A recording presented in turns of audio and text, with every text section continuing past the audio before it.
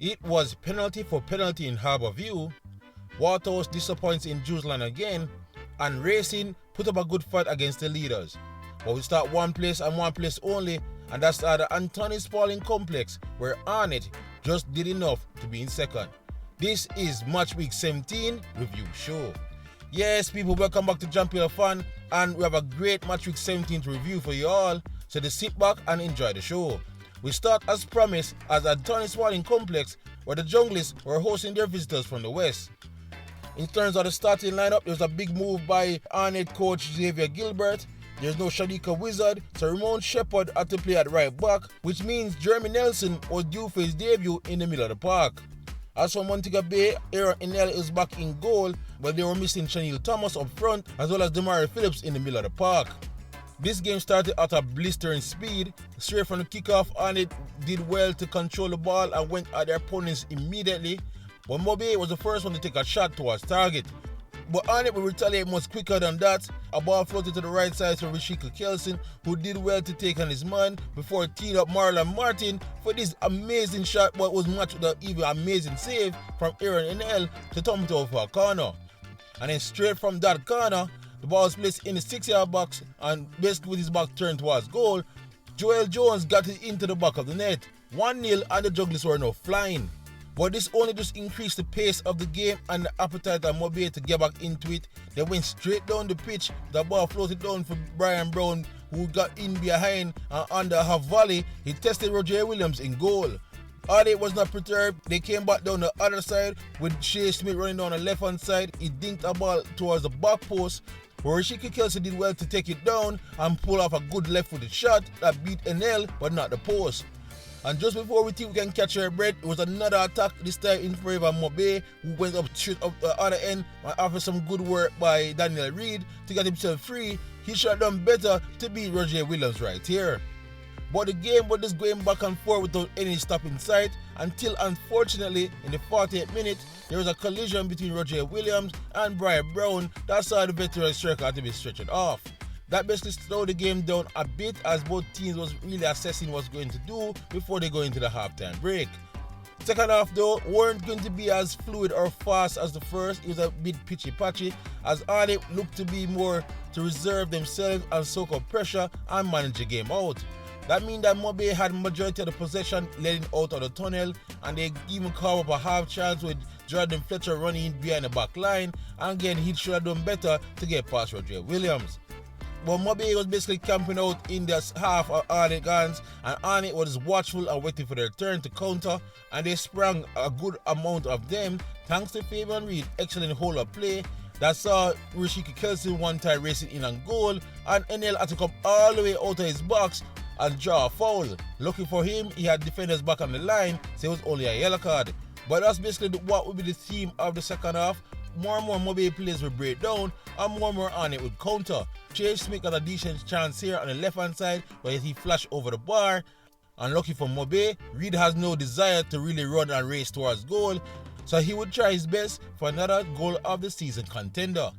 But for their credit though, Arnett was keeping Mobe away from the goal, and it would seem there would be no goal scoring chance for the rest of the game for the team of the West. Zapata realized this. He brought in the likes of Jan Wellington, who came in and brought some extra pace.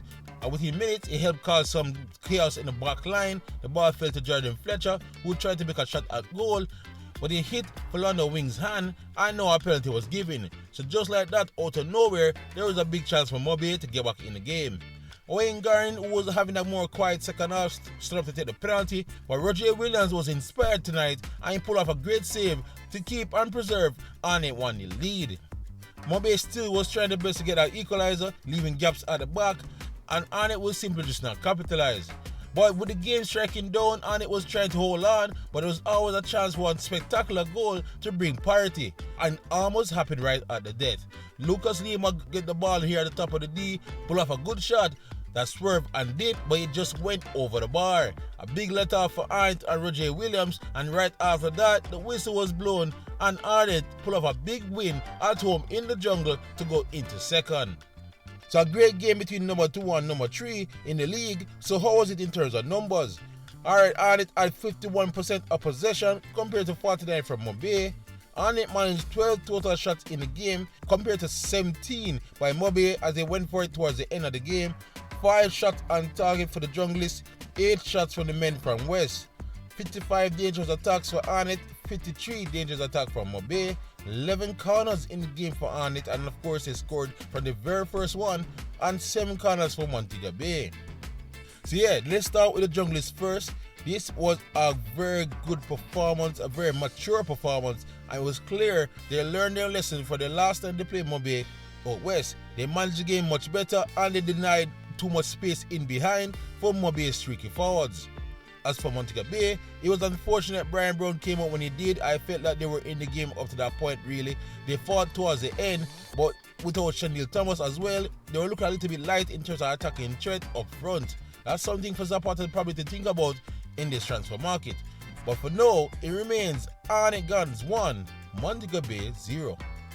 So for our next game, we move on to what was the curtain raiser, Racing taking on league leaders Mount Pleasant.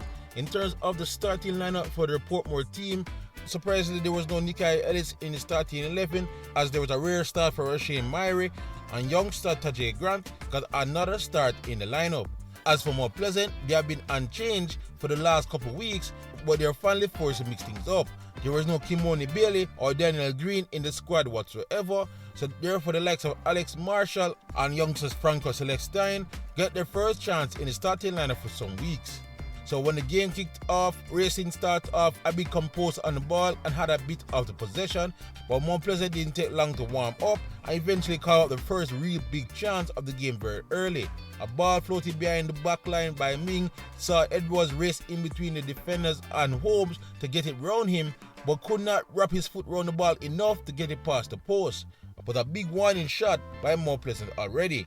And it wouldn't take long for the open goal much long after that. From a short corner, Irving got free to launch a ball to the back post, and Bradford, who has been on stellar form lately, was there free to nod it home.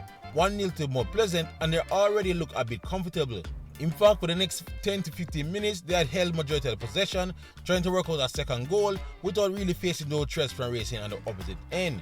It just felt like it was a matter of time before they got their second, and they eventually did in the 48th minute. A good ball sprayed to the left-hand wing for Bradford, who did some nifty footwork to square up his defender before squaring the ball to his strike partner Edwards, who did this amazing sweet turn to get past his defender and they slotted past Holmes in goal. 2-0, and Edwards of course did not celebrate against his former team, but reminding them what they've been missing out on. But right after this, there was a big chance for Racing to get back into the game before the halftime whistle, but Hutchinson managed to pull off one of the miss of the season. After a mistake by Dwyer, he had the entire goal to pick from, but somehow managed to hit the post. A big letter from Mount Pleasant, but after that, Mount Pleasant will cruise into the halftime with a 2-0 lead. But Racing has been known to really step up their game in the second half of matches, and they got a big helping hand basically in the 46th minute. Gadiel Irvin, in a moment of madness, decided to step on his opponent right in front of the benches and the referee, and he was the only player that looked surprised that a red card was coming. So Mount Pleasant down to 10 men, and Racing now have a chance to come back in the game. Anthony Patrick immediately made a trio of substitution as he brought out all attackers, including Richardson, Andre Campbell and Nikai Ellis, to try and get something out of the game. In a smart move of his own, Tampa Whitmore brought on the lightning fast Devontae Campbell, and he would pay dividends immediately after. From an attacking corner for Racing, ball was floated just outside the 80-yard box. The Racing defender accidentally slipped, and then Devontae Campbell was away and gone. He raced all the way down to the Racing box before getting a shot off that was parried by Holmes, but Bradford was on hand to try a sweep and turn, and even though the shot was weak, Nicholas Nelson was also there to try to poke the ball, and it went somehow past Holmes and into the back of the goal. We were a bit confused on who goal it was, but what was certain, it is that Mount Pleasant now lead 3-0 despite being a man down. So Mount Pleasant was looking like they were going to cruise to another multi-goal victory without conceding until a simple ball was floated into the box. Shaquan Davis came all the way to the top of the box and flapped at it. The ball fell outside the box towards Grant with his back towards goal, and without even looking, he did swivel and curl a beautiful shot over Davis and into the back of the net. It was a good goal by the JC youngster and he brought Racing back into the game. But before Racing could really try to take advantage and try to go for the juggler, for a period of 10 to 15 minutes, Mount Pleasant looked comfortable and not perturbed, and it was even bringing out some bit of party tricks from Vere and Devante Campbell. It just seemed that they were going to cruise another easy victory until the 90th minute. A corner from the right side was floated in, and in that 6-yard box, it was the youngster Spence who rose highest and get the ball in the back of the net.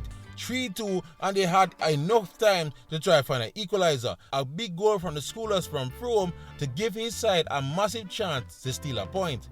All of a sudden, Mount Pleasant was under the most pressure they have faced in the last couple of weeks. A barrage of corners were coming their way and they were just doing just enough to get by. But their heart would have been in their mouth after they saw this ball floated out of the box and saw Romain Bowers step up with a big rasping volley towards goal, and Davis pull off one of the saves of the season to get it out for safety. But Racing would not muster anything else after that, and Mount Pleasant could wipe the sweat off their brow as they managed to squeeze by Racing for a 3-2 victory. So it was an exhilarating game between these two teams. How was it in terms of numbers? Well, they were fairly on par in terms of possession. Racing had 49 while Mount Pleasant had 51.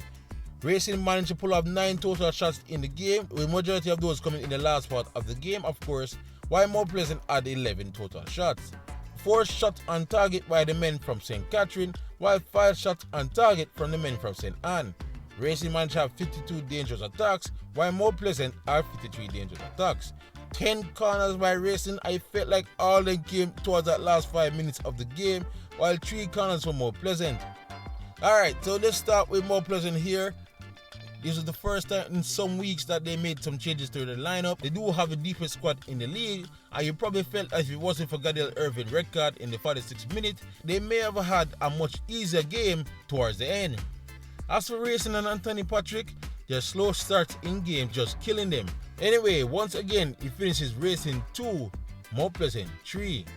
Now for our next game, we move from the league leaders to 2 teams at the bottom of the table. It was a big relegation 6-pointer between Harbour and Humble Lion.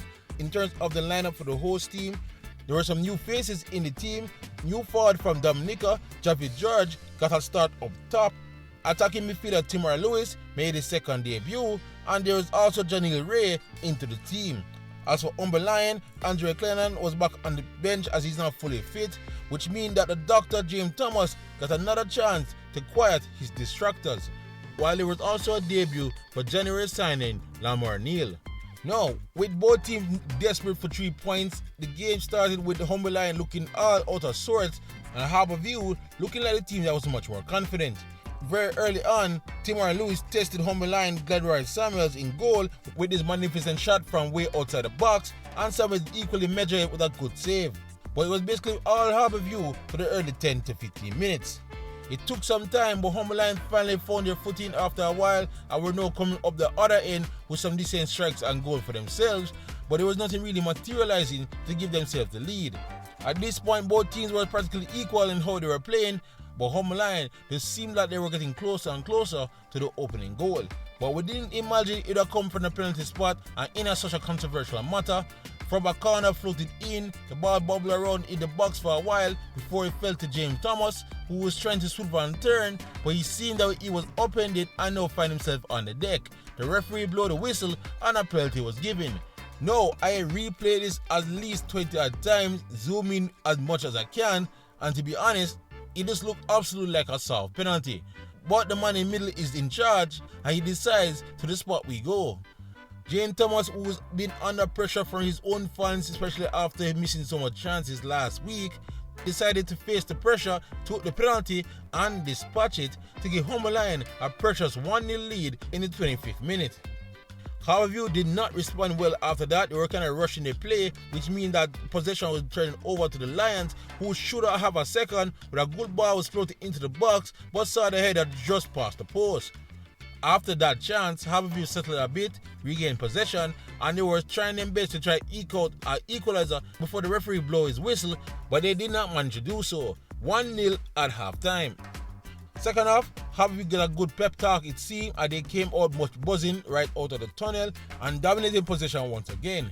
But what has been a problem for them all season is that despite that possession, they just never look goal dangerous. While Humber Lion had some moments where they sprung on the counter and really should have done better to find a second goal. The game was stopped mostly midfield for a while, but with Harbour getting more and more desperate, there were more chances at the back for Humber Lion to spring a counter, and there was another controversial moment where Clarendon was trying to play one of his teammates who was upended right at the edge of the box and the whistle was blown. Of course it wasn't a penalty, but the controversial moment, but the controversy was that it was a yellow card and then a red card shown, with many believing there should have been one since that was the last man. But Humber Lion did control the game for a bit and it was looking more and more likely that they were going to escape with a vital win until the 90th minute. Harbour was given a free kick outside the box. He was floated in and Garth Stewart was free and he had the entire goal to aim for, but hit the ball into the ground so hard that he popped up over the keeper and over the bar. Big chance for Harbour and he must be thinking that was his team's last chance. But lucky for him, the referee was going to bail his side out. In the 94th minute, some good work down the left hand side saw substitute Omar Thompson now running and dancing in the box, and out of nowhere we just saw him fell to the ground. But to everybody's surprise, the referee pointed to the spot. Another controversial penalty call in the same box. Harvey would not care, of course. Timothy Lewis would step up since Aquasha Strong was off the pitch, and he coolly tucked it away to give Harbour a share of the points. Right after that, the whistle was blown, and Harbour, I guess in the end, will be happier with the point. So it was an interesting game dominated by the referee choices, but how was it in terms of numbers? Alright, so Harbour had 52% of the possession compared to Humber Lion's 48. Harbour managed 11 total shots in the game compared to 15 by Humber Lion. Harbour only managed 2 on target, but there was the same for their visitors. 66 dangerous attacks for Harbour, 44 dangerous attacks for Humber Lion. 5 corners for Harbour, 2 corners for Humber Lion. Yeah, this one, no, I'm never sure what to say about the game. It really was all kind of down to the referee. Both benches had major complaints after the game about the men in the middle, and I could understand where they're coming from, but they should also look in the mirror and realize that they both did not do enough to pull out a victory here. It wasn't enough to beat each other, and it ended once again Harbour 1, Humber Lion 1. Alright, so from one struggling Clarendon team, we move all the way to Clarendon to another, as Vere Phoenix United was hosting the draw specialist Portmore United. In terms of the lineup, Vere was completely remade, with the likes of Shamron Phillips, Daniel Mitchell, Demoy Whitfield, and new boy Canala Brown all in the squad for the first time. As for Portmore, they were actually looking more light on the bench with some players missing out. Big striker Siobhan Walsh is gone to Mount Pleasant, and Juna Grizel is out of the country, which means Tej Bryan was in the squad to help out Tariq Zimenez up top. Now, leading up to this game, all the talk was about Vere and the Cavalry. It just seemed that they were yet to arrive. Portmore basically controlled the game very early on and was trying to get into a decent passing groove.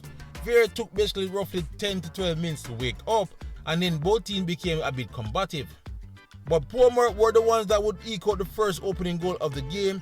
The ball on the right hand side saw the Portmore player swinging a good ball to the back post, and Tariq Zimenez was on hand to tuck it away to give Portmore the lead. 1-0, and the St. Catherine men would seem to dominate the game after this. It was majority red and white for the rest of the half. They simply dominated the play and had a lot more chances where they should have tucked away to give them the second and third. Vere did have pockets of play in that first half where they also threatened as well, but it wasn't really nowhere near enough to put a dent in Portmore's defense. 1-0, Portmore leads at the half. Second half, Vere came with a little bit more pep in them step as they looked their best to try and get back in the game, but just when they thought they was revving up to try to do something dangerous, Portmore got the second goal. A ball floated over that high back line on the right hand side, saw Tej Bryan at green grass to cover, and he went all the way into the box before tucking away past Harrison in goal and doubles Portmore lead.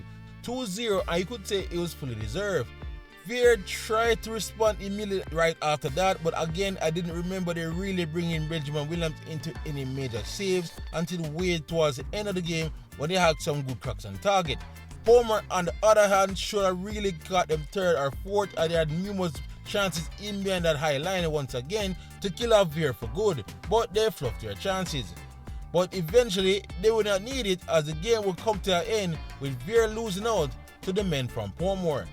So a disappointing loss for Vere at home, but how was it in terms of numbers? Well, Vere only managed 41% of possession at home compared to 59% from Portmore. Vere did manage 10 total shots in the game compared to 14 from Portmore. Vere had 2 shots on target compared to 4 from Portmore. But here's the problem, Vere only had 36 dangerous attacks in the entire match compared to 47 from their visitors. 3 corners to Vere, 3 corners to Portmore United. Alright, let's start with Portmore. This is a big win for Relive Austin and his men. This will do wonders for their confidence after losing 2 of their better players and being winless in 8. It will be interesting to see if they spare them on to climb up the table. As for Vere, the inquest is going to start immediately. Honestly, for a squad that basically grew up together in the same academy for years, they just seem at the moment like a bunch of strangers that came together to start a scrimmage match on a Sunday afternoon. They just simply look disjointed and lack any will to really fight for each other. A lot of work for Hyde and Butler to do going forward. But anyway, once again it finishes Vere Phoenix United 0, Portmore United 2. So from the Cavalier to the Cavalier, we move on to our next game as Dunbeholden was playing host to the defending champs. In terms of the starting lineup for the host team, it's my first time to the likes of Tyrese Winter and Nicholas Lawrence in the squad, but it was also a debut for new boy Damian Beans after coming from Waterhouse. As for Cavalier themselves, they gave a first start to their new boy Justin Dodd up top. Adrian Reed was back in his preferred midfield, and Captain Richard King is still here to lead that back line.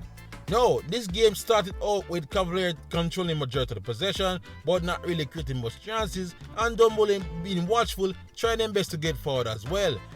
Honestly, the first half wasn't the most entertaining, as it was more of a physical affair and a battle that saw little chances at both ends for both teams. Cavalier did have some half chances, and Dunbeholden, while had some decent build-up play, didn't really test bucket in goal. But I want you to draw attention to a very important part of the game right here in the 24th minute. Keep an eye on number 15 as he fly in and take down his man. That would be an early yellow card for Deshaun Russell. The half would continue to be a bit physical without anything enterprising, and it would end 0-0. The pattern continued in the first part of the second half, not much really enterprising at play. But remember when I told you to keep an eye on number 15? He was going forward with the ball, he was contested by the Cavalier player, and what seemed to be a hand to the face, the Cavalier player went down.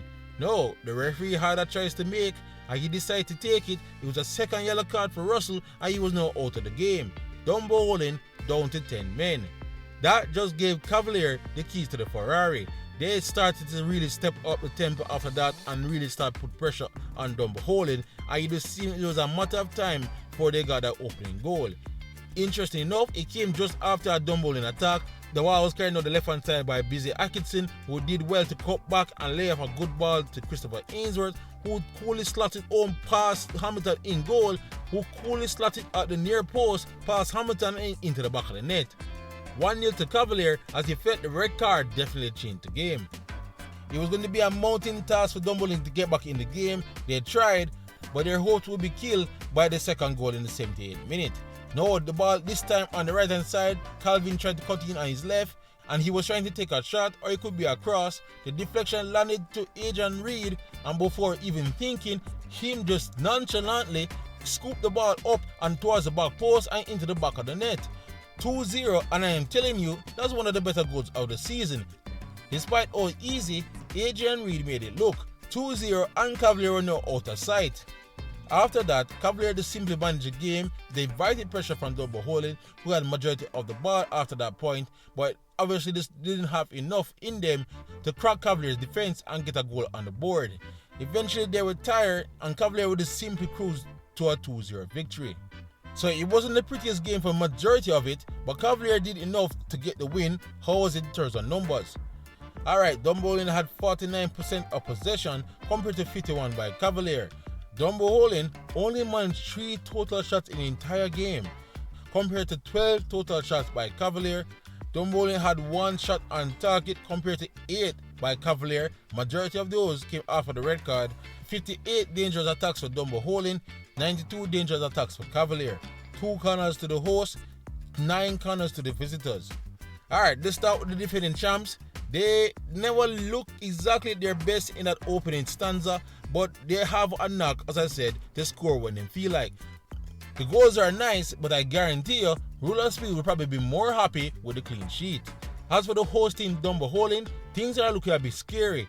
Their once pristine fortress is now being cracked, and it simply seems that they can't buy a win anywhere now.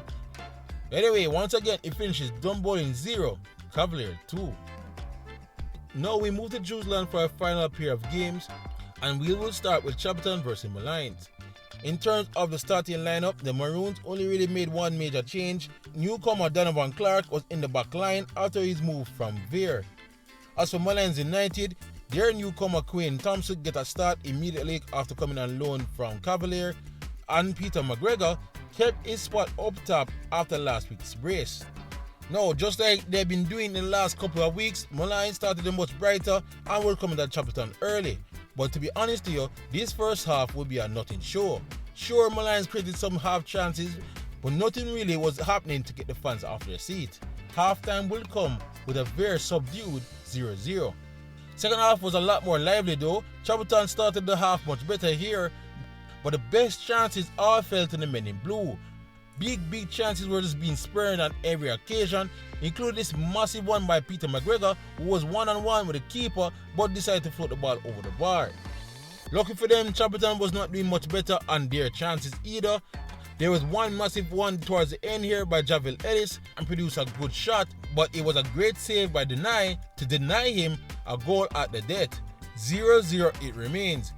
But Molynes wasn't finished. Dennis was now into the game and he was causing havoc. And he produced 1 and 2 great chances for his team right at the end, but they didn't do enough to get that winning goal. The game would peter out into a stalemate at 0-0. So it was one of those games where no goals were scored and you wondered why, with some great chances on both ends. But how was it in terms of the stats? Well, the Maroons had 46% of possession compared to the 54% from Molynes. 5 shots in totality for Chapelton compared to 9 by Molynes. There were 4 shots on target though for Chapelton compared to only 1 from Molynes, and you can see which team needs some shooting practice. 10 corners in the game for Chapelton, only 3 for Molynes. So yeah, this was a missed opportunity for both teams, especially Molynes. I thought they played much better in this game. They should have really taken their chances and take the 3 points. Of course, Chapelton fans would say the same about their team. There was a missed opportunity towards the end. But for now, it all finishes as I said before, Chapelton 0, Molynes United 0. Now we move on to our final game of the round, and that will be the host team Waterhouse playing against Tivoli Guns. In terms of the starting lineup, Mario Sims kept his spot on the left hand side. We saw a return of Rashane Amos in the back line, as well as Nevada Blair at left back.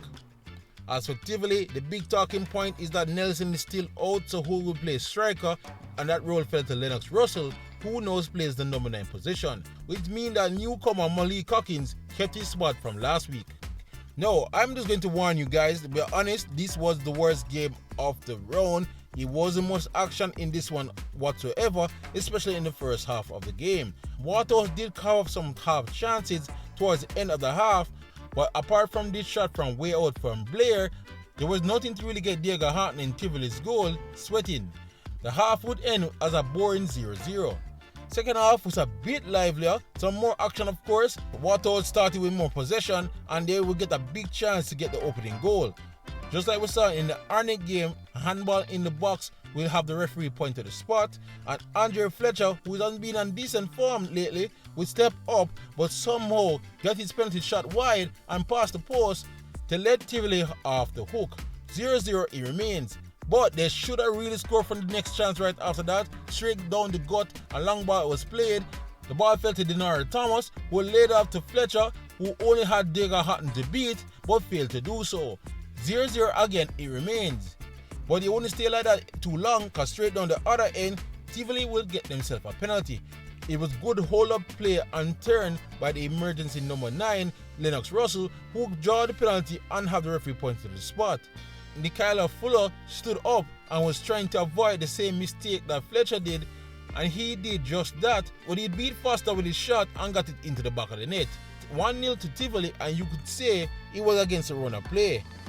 Now Waterhouse of course brought in super sub Leonardo Jameson and Judah McGregor to try to get something back out of this game for their home faithful. And their task was made much easier when McCain lunges in recklessly to draw his second yellow card. So Waterhouse would have basically 20 minutes to try to find themselves an equalizer. But no matter how hard they tried, especially towards the end of the game, they just couldn't pull it off. And Tivoli would somehow find a way to come out of this game with all 3 points. So as I said to you, it wasn't the best match, but there were some talking points, including the stats. Waterhouse had 45% of possession compared to Tivoli's 55%. Waterhouse only managed 3 total shots in the entire game, compared to 3 in the entire game for Tivoli of course. Now look at this stat for Waterhouse at home. 0 shots on target, compared to only 1 from Tivoli, and that was from an early free kick in the game. 73 dangerous attacks from Waterhouse, 67 dangerous attacks from Tivoli. 3 corners for Firehouse Nation, 7 corners from Tivoli. So yeah, what can I say about this one? It was absolutely a dour game. Waterhouse once again failed against one of the better teams at home. As for Tivoli Guns, well, they were without any strikers at all, so they should be delighted that not only that they keep a clean sheet, that they get a big win on the road. So there's nothing more to write home about as they move on to the next. So once again, it finishes Waterhouse 0, Tivoli Guns 1. Yeah, so that's match week 17 in a nutshell. Here's how the table is looking after that round of fixtures. Mount Pleasant remain in first, of course. This time they are now on 40 points. Arnett are now in sole possession of second on 37 points. Moby in third with 34. Cavalier remain in fourth with 31 points. Portmore leapfrog Waterhouse into fifth with 27 points. Waterhouse remain in the top 6 with 27 points, but they're now only 4 points above Tivoli Guns in 7th who have 23 points. Chapelton remain in 8th with 17. Molynes failed to leapfrog them in 9th with 17 points. Vere is in 10th with 16. Racing in 11th with 15. Dunbeholden also 15. And both clubs are only 2 points above Harbour that are in the relegation spot. And 4 points above the basement where Molynes currently sits with 11 points. But alright guys, that is all here on this Match Week 17 review show. Once again, thank you all for watching, and please like, subscribe and share as we look to keep you up to date on all things in the JPL leading up to the final in May. Otherwise, for great JPL content, you're already at the right place. Champion fan. YouTube, big up yourself.